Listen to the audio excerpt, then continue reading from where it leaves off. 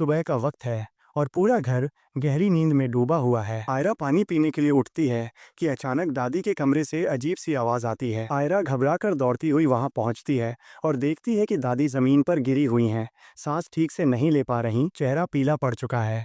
आयरा चीख उठती है, कमियार, नफीसा, जल्दी आओ। पूरा घर एकदम जाग जाता है। कमियार बिना शर्ट के बिखरे हुए बालों के साथ भागता हुआ आता है, दादी को उठाता है और घबराहट में कहता है, देर मत करो, हॉस्पिटल ले चलो। हॉस्पिटल पहुंचकर डॉक्टर दादी का मुआयना करता है और थोड़ी देर बाद बाहर आकर कहता है, दादी की शुगर बहुत ज़्यादा बढ़ गई थी, मगर रिपोर्ट्स में कुछ और भी पाया गया है, जैसे दवा में कोई नुकसानदेह चीज़ मिलाई गई हो। कमियार सुनकर हिलासा रह जाता है।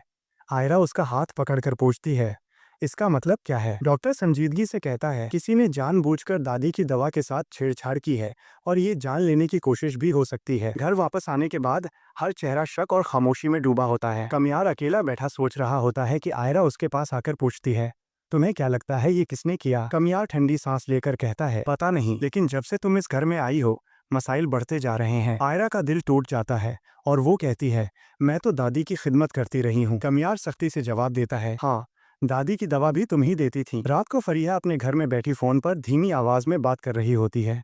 प्लान नाकाम हो गया, दादी बच गईं, लेकिन घर में शक फैल चुका है और कमियार अब आयरा पर शक करने लगा है। दूसरी तरफ से आवाज आती है, ये बिल्कुल ठीक है, अगला कदम आयरा को घर से निकालना है। फरीहा मुस्कुराते हुए कहती है, फिक्र न करो, कल दादी की रिपोर्ट्स आने वाली हैं और डॉक्टर को पैसे दे दिए गए हैं। अगले दिन डॉक्टर घर आकर कहता है, पहले गलतफहमी हो गई थी, कोई जहरीली चीज नहीं थी, दादी की तबीयत कुदरती वजह से बिगड़ी। सब लोग हैरान रह जाते हैं, मगर कमियार आयरा से दूरी इख्तियार कर लेता है। रात को वो गेस्ट रूम में चला जाता है और आयरा अकेली कमरे में रोती रहती है। अचानक उसके फोन पर अनजान नंबर से पैगाम आता है, दादी को नुकसान तुम्हारी सास ने पहुंचाया था, अगर सबूत चाहिए तो सुबह 6 बजे घर के पिछले दरवाजे पर आ जाना। आयरा पूरी रात सोचती रहती है और सुबह 5:30 पर चुपके से घर से निकलती है। उसे इल्म नहीं होता कि कोई उसका पीछा कर रहा है। पिछले दरवाजे पर एक आदमी चेहरा ढके खड़ा होता है जो कहता है, सबूत चाहिए ना, ये देखो, और फोन पर एक रिकॉर्डिंग दिखाता है जिसमें फरीहा दादी की दवा बदलती हुई नजर आती है। आयरा होश में नहीं रहती और कहती है,